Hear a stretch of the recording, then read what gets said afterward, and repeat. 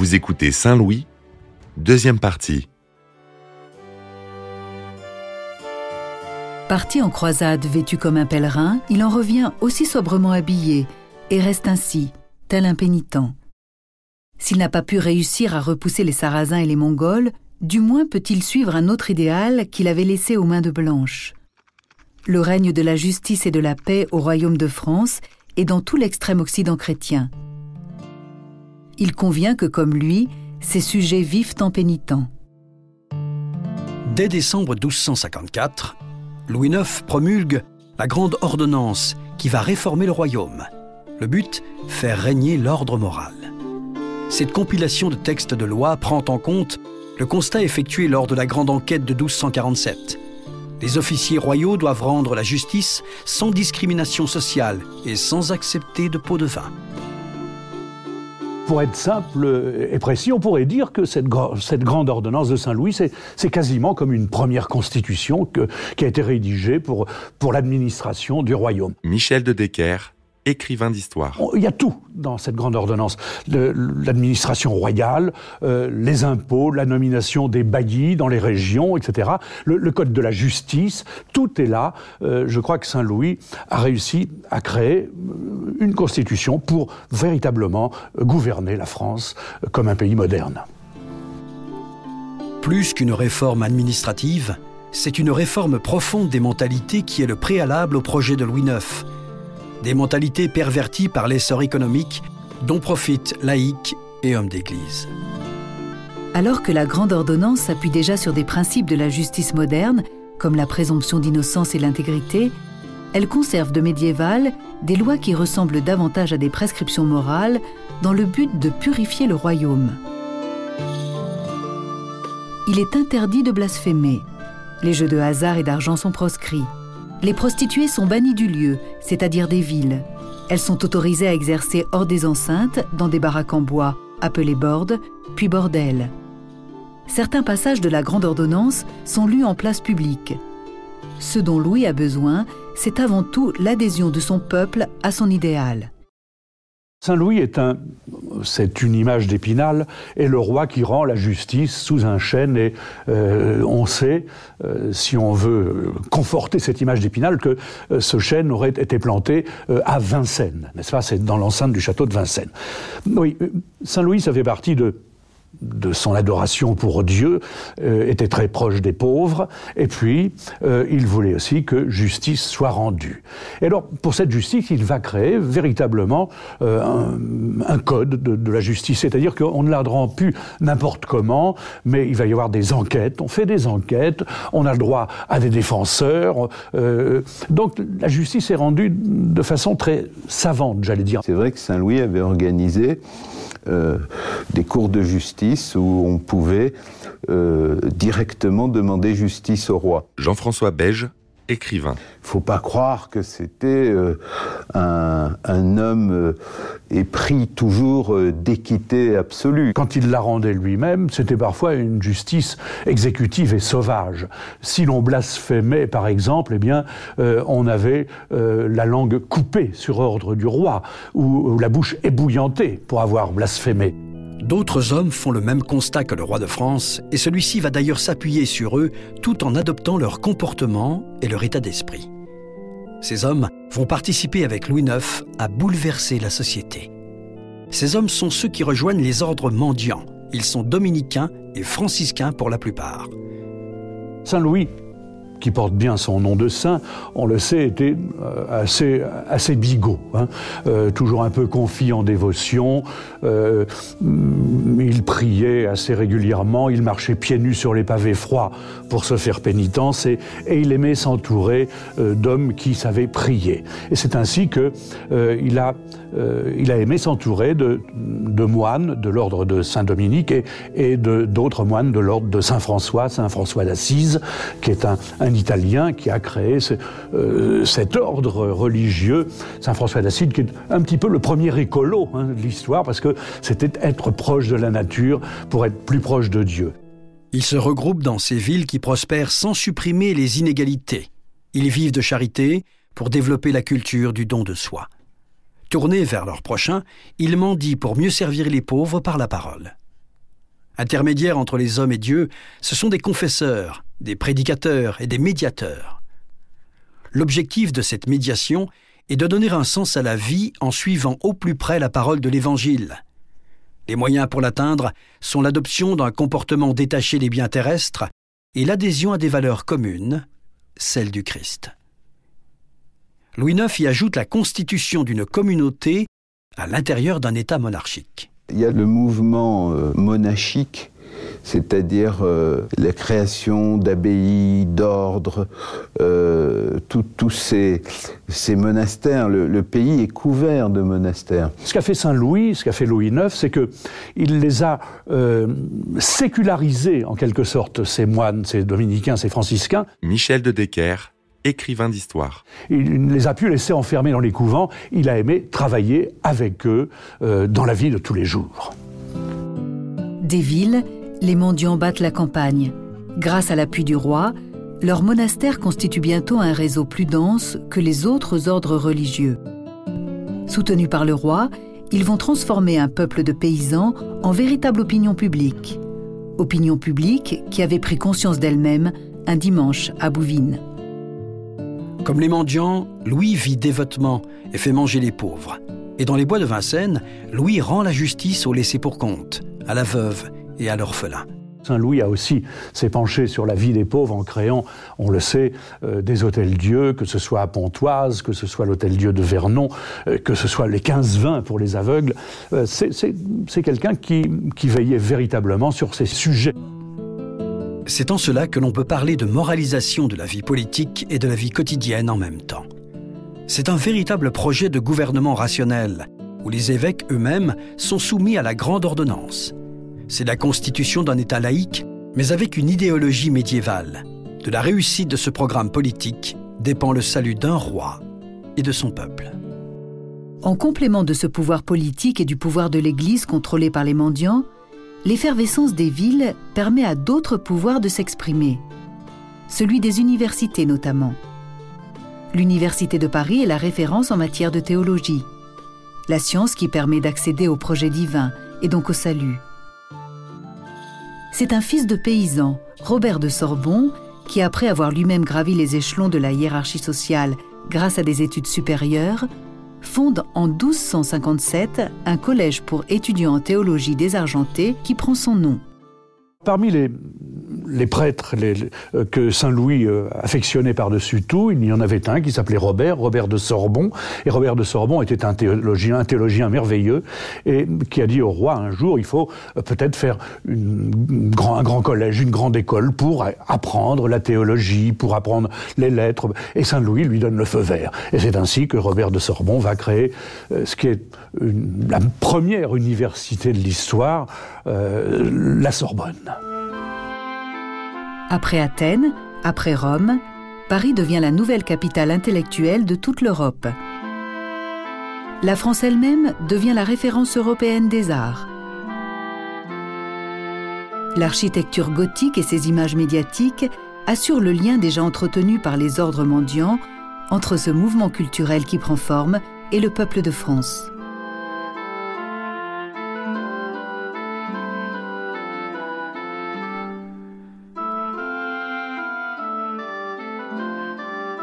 L'art et la culture ne sont pas les seuls candidats pour assumer un troisième pouvoir face aux politiques et aux religieux. Une nouvelle classe sociale fait déjà beaucoup parler d'elle, la bourgeoisie. Pendant le règne du bon roi Saint-Louis, la bourgeoisie n'a pas à se plaindre parce qu'elle est bien vue par le roi.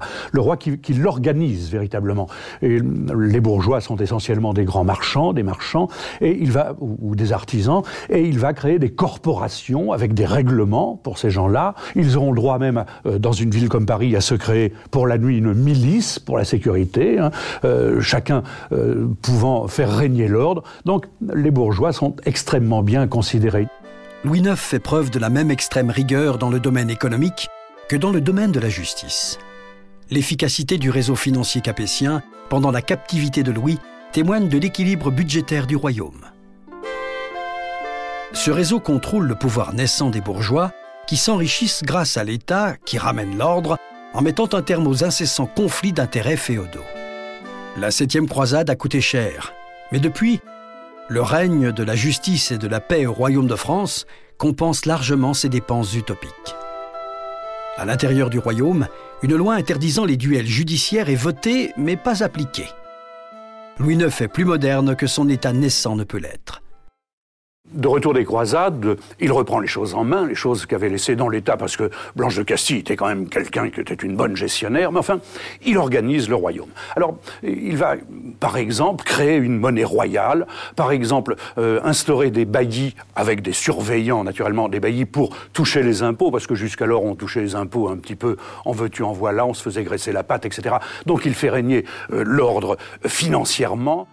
En politique extérieure, Louis IX le Juste est l'arbitre des conflits entre les grands d'Europe, entre les nations chrétiennes d'Europe, entre le pape et l'empereur. En 1259, le traité de Paris clôt un cycle que l'on a appelé a posteriori la première guerre de 100 ans, débutée au milieu du XIIe siècle avec le second mariage d'Aliénor d'Aquitaine. Après la trêve signée en 1242 avec Henri III, Saint Louis le Pacificateur accepte de sceller l'entente entre les deux royaumes par un traité officiel. Il annonce la deuxième guerre de 100 ans. Il inclut l'obligation pour Henri III de prêter l'hommage du vassal aux Capétiens afin que l'Angleterre puisse conserver ses possessions en Aquitaine. Le traité de Paris que Saint-Louis signe, c'est un traité de paix qui se signe un petit peu dans la bonne humeur parce que on n'est plus fâché avec l'Angleterre et il va redonner aux Anglais, en quelque sorte, la Touraine, la Guyenne, etc., mais leur donner avec une réserve en quelque sorte, parce que c'est lui le suzerain, ils peuvent y vivre, mais ce sont les vassaux, tout simplement.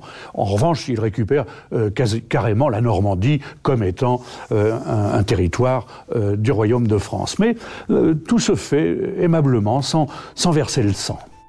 Ce qui se trouve au cœur du pouvoir de Saint-Louis, c'est un rituel féodal et un idéal médiéval, mais également un projet moderne, imposer sur le long terme une autorité qui centralise, l'autorité capétienne. Que le coup est rude quand Louis IX perd son fils aîné éponyme en 1260. Mais Louis IX règne sur le plus grand royaume d'Europe. Même face à l'Empire, il possède la plus grande armée. Surtout, à partir de 1262, une série d'ordonnances monétaires donne progressivement aux ateliers royaux quasi-monopole de la frappe de la monnaie, ce qui permet à l'État de mieux contrôler les prix et ce qui renforce également la grande popularité de Louis IX. Après 5 siècles d'absence, en 1266, Louis est le premier roi de France à battre une monnaie d'or, l'écu. Il le fait par prestige, mais aussi avec la volonté de concurrencer les autres acteurs de l'économie méditerranéenne, Venise, Gênes, Byzance et l'islam. Saint-Louis, une fois de plus, a une idée de génie. Il s'est dit, je vais frapper une monnaie qui sera la monnaie de la France. Parce que on payait avec des monnaies régionales assez régulièrement. Alors on imagine les difficultés pour les conversions, parce que ça n'avait pas la même valeur si c'était en Touraine, si c'était en Picardie, etc. Donc il va créer une monnaie nationale, l'écu d'or, et à partir de ce moment-là, c'est véritablement encore un grand pas vers le monde moderne et vers le progrès. Dans sa volonté de maîtriser les échanges et les flux financiers, Louis édicte des lois afin de limiter l'influence des usuriers et en particulier celle des non-chrétiens, pas tant les étrangers que les juifs. En 1269, afin de les empêcher de nuire, il impose aux juifs de porter un signe distinctif, une rouelle jaune comme l'or qui les pousse au péché capital de l'avarice. Cette intolérance envers la communauté juive s'appuie avant tout sur des raisons idéologiques et pour l'heure spirituelle. Il a appliqué des mesures discriminatoires à l'égard des Juifs. Jean-François Beige, écrivain. De façon curieuse d'ailleurs, parce que c'était les Juifs convertis au catholicisme qui lui demandaient de l'appliquer vis-à-vis de ceux qui n'étaient pas convertis, c'est-à-dire des marques distinctives, et puis l'interdiction de l'usure, etc. En étouffant le crédit juif, ces mesures auront des conséquences économiques catastrophiques au cours du XIVe siècle. Pire encore, cette politique est une étape fondamentale dans le processus d'élaboration d'une idéologie antisémite qui bouleversera l'Europe bien des siècles plus tard.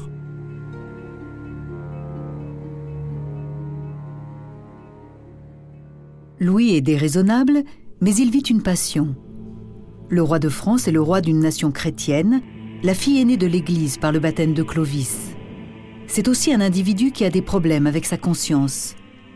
La réforme de la chrétienté sous son impulsion et celle des ordres mendiants a transformé la notion de guerre sainte.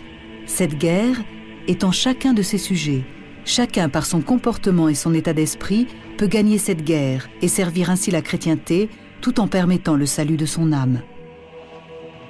Pour les hommes du XIIIe siècle, le salut ne passe plus par la Jérusalem terrestre. Une seule exception, Louis IX. Quand il décide de partir dans la 8e et dernière croisade, en ce qui le concerne, eh bien, je crois qu'il n'a pas pris la dimension de l'État, de la France et de l'Europe à ce moment-là, parce qu'il y a moins de convictions religieuses, assurément. Il est moins suivi. On ne l'accompagne pas avec enthousiasme, avec fougue, comme dans les croisades précédentes, parce que, en effet, on finit par être un peu saturé de ces campagnes de libération du Saint-Sépulcre.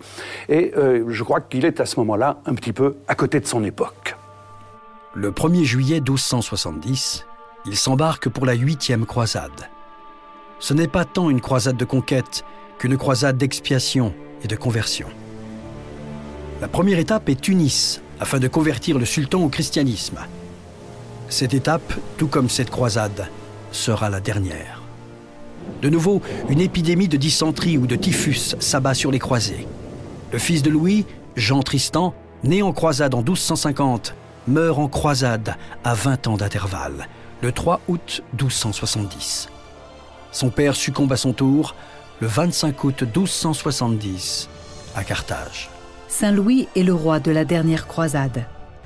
La fin de Saint-Louis coïncide avec la fin de l'idéal lié à la croisade. À l'occasion de cette 8e croisade, on le sait, il est à Tunis. Il est à Tunis et il tombe malade. Alors, certains historiens nous disent que c'est la peste, d'autres nous disent que c'est la dysenterie. En réalité, il était épuisé, Saint-Louis. C'est probablement la dysenterie. Il était épuisé, il avait perdu un œil. Et il avait d'ailleurs été très sensible à tous ces croisés, tous ces soldats qui étaient malades. Et c'est pour ça qu'il avait créé à Paris des hôpitaux, notamment pour ceux qui avaient perdu la vue. Les 15-20, c'est une création de Saint-Louis. Et alors, il est à Tunis. Et il sait que sa dernière heure est arrivée. Elle arrive en effet le 25 août de 1270, sur un lit de cendres, les bras en croix, un peu comme à l'image du Jésus-Christ qu'il adorait tant.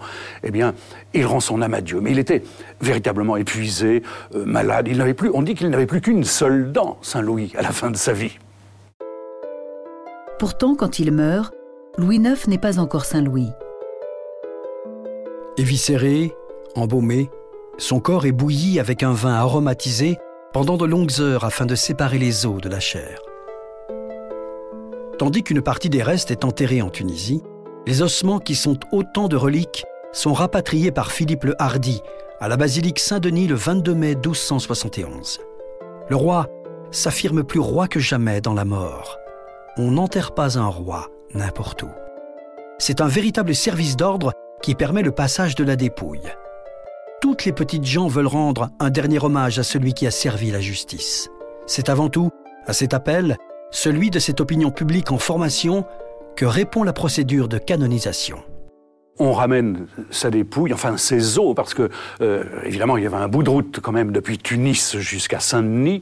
Alors on va faire bouillir son cadavre, les chairs, les entrailles, etc. vont être déposées dans un monastère de Sicile, et les os vont être apportés à Saint-Denis. Et on va s'apercevoir que quiconque allait se recueillir sur sa tombe, s'il était boiteux, par exemple, risquait de pouvoir trotter comme un chat maigre, que les aveugles retrouvaient la vue.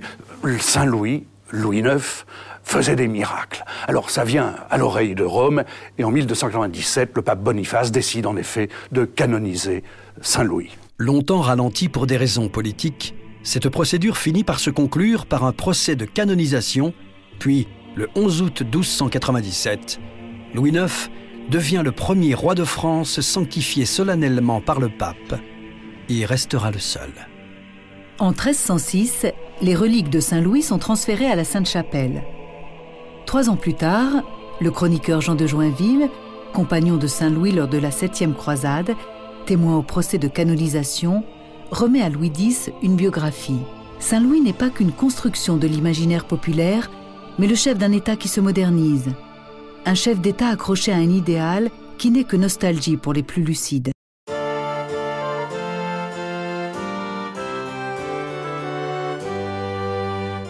Après avoir parachevé l'œuvre de Philippe Auguste en s'installant au sommet de la pyramide féodale, Saint-Louis a donné un tout autre sens à cette logique hiérarchique.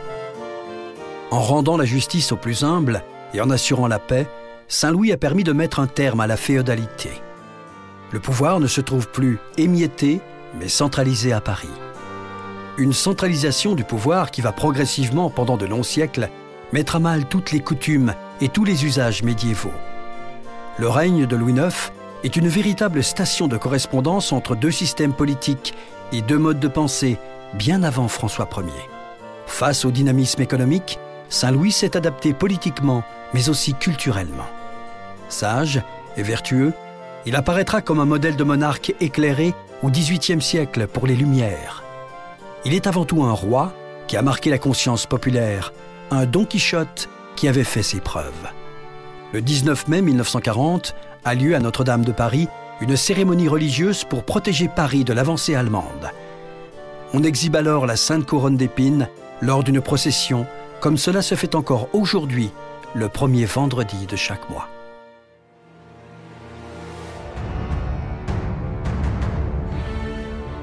Vous venez d'écouter Roi de France. Si vous avez aimé ce podcast, vous pouvez vous abonner sur votre plateforme de podcast préférée et suivre Initial Studio sur les réseaux sociaux. Roi de France est un podcast coproduit par Initial Studio et Merapi, adapté de la série documentaire audiovisuelle éponyme produite par Merapi. Cet épisode a été écrit par Thierry Bruand et Dominique Mougenot. Il a été réalisé par Dominique Mougenot. Production exécutive du podcast, Initial Studio. Production éditoriale, Sarah Koskiewicz et Mandy Lebourg, assistée de Sidonie Cotier. Montage, Camille Legras. Avec la voix de Morgane Perret.